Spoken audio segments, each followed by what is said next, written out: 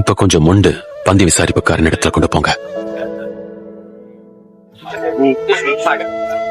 இது ரொம்ப பழமையான ரசம். நல்லது, ரொம்ப நல்லது.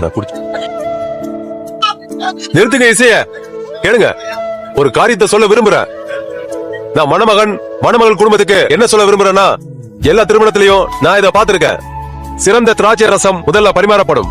அப்புறம் விருந்துல மக்கள் நன்றாக குடித்த பின் அவங்க மலிவான ரசத்தை கொடுப்பாங்க. இப்ப பரிமாறின இந்த ரசம் ரொம்ப பிரமாதமா இருந்துச்சு தெரியுமா?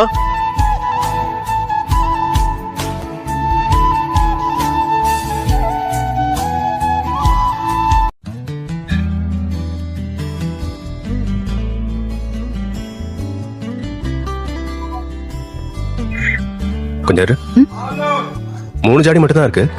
ஆமா, அவங்க அவ்வளவுதான் கேட்டாங்க. நாம கிட்ட வந்தாச்சு. கானாவூர் அந்த மேட்டுக்கு பின்னாடி இருக்கு.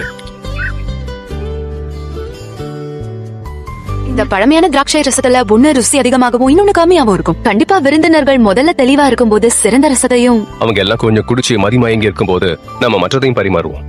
உங்களுக்கு இது புரியுதா? புரியுது மகனே. யார் இருக்கீங்க? நாங்க உள்ள வரலாமா? அம்மா,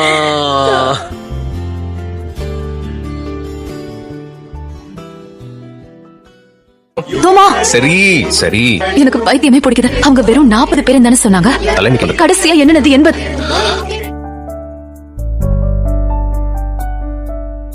அவங்க மறுபடியும் கேட்டாங்கன்னா இதோ இப்ப வரேன்னு சொல்லுங்க. ஆனா ஒண்ணு, நீங்க போகாதீங்க. புரிஞ்சுதா?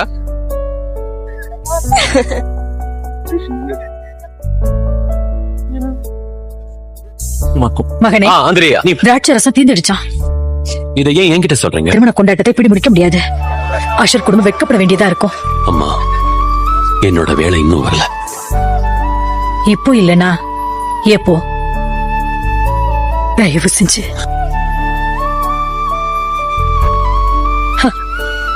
அவர் என்ன சொன்னாரோ அதுபடி செய்யுங்க.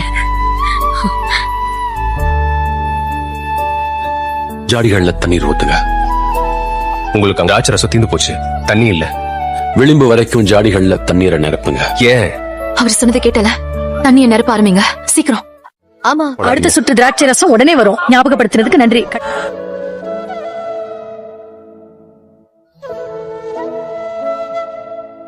நான் ஆயத்தமா இருக்கிறேன் பிதாவே.